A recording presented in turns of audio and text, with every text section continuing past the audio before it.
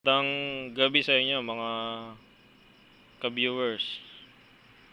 Andito na naman po si Aero Souvenirs para po sa talakay na about pagiging matampuhin. Alam niyo naman na maraming tao na nagtatampo sa iba-ibang panig ng daigdig. Sa mundong Earth, siguro ang nagtatampo ay halos kalahati. Iba pa yung mga nagtatampo na sandalian lang. Pero may tampuhan na mahaba ang tampuhan, nauuwi sa sama ng loob. Alam nyo, ang pagiging matampuhin ay hindi maganda.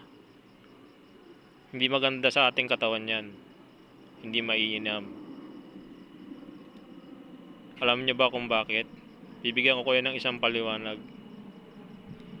Ikaw, may nakatampuhan ka na isang tao dahil hindi kanya sinipot. Example lang yon. Hindi kanya sinipot. Kunyari, girlfriend mo, hindi kanya sinipot. Or boyfriend mo, hindi kanya sinipot. Nagtampo ka. Ang pagkatambal kasi ng tampo, sumasama ang loob.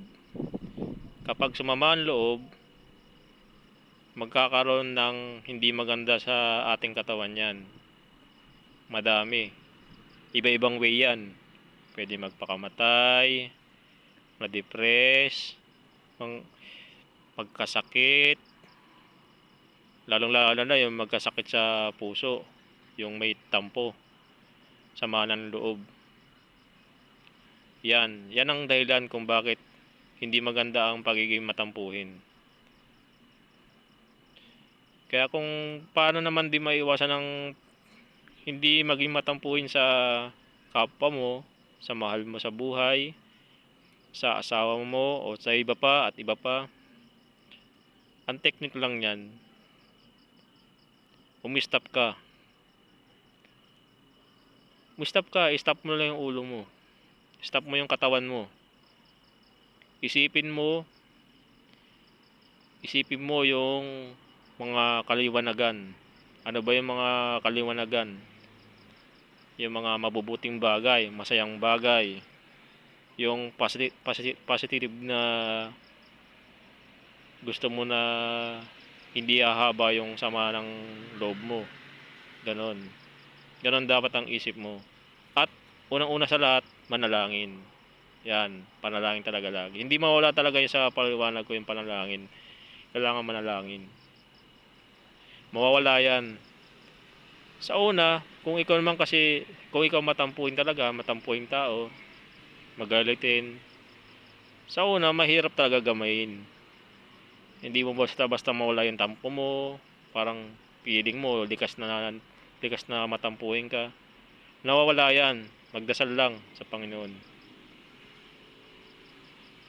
At yung pinapagawa ko na mag-stop, yung tumigil ka lang. Kahit sa mataong lugar, kung sa kunyari, minsan, ito, yung minsan na papaliwanag ko, yung napapatingin ka lang sa mga matataong lugar, di ba? Kasi, minsan, nakikita mo yung isang tao, bigla ka na lang na nagtatampo, na gagalit, sumasama loob. Isipin mo kaagad, magdasal ka. Sa isang pangalan lang na Jesus, sabi ko sa iyo, mawawala yan. Hanggat pa ulit-ulit mo yan ginagawa, mawawala yan. Lalong-lalo na sa mga matatampuhin. Ganyan. Yung mga nawawala yan. Hindi mo na malalaman sa sarili mo. Magbabago na yan. Ganun po yan. Kaya ang pagiging matampuhin, hindi maganda. Hindi maiinam. Maraming sakit na makukuha dyan. Lalong-lalo na sa depress. At sakit sa puso. Yan. Hanggang dito na lang po mga ka-viewers. Kahit papaano na may natutunan kayo, kung okay naman din kahit di nyo pakinggan tong aking sinasabi. Basta meron kayong matututunan kahit papaano. Tatanim sa isip nyo yan. Sigurado yan. Hanggang dito na lang po. God bless po sa inyo.